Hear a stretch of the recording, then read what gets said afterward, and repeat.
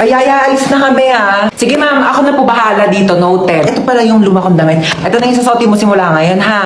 Hala, thank you madam. Mamalengke ka na rin pala habang wala pa kami dito sa bahay ha, para may pagkain na tayo mamayang gabi. Ito yung susi ng bahay, ilak mo yung gate kapag aalis ka na ha. Noted ma'am, noted. Sige na, una na kami Yaya ha.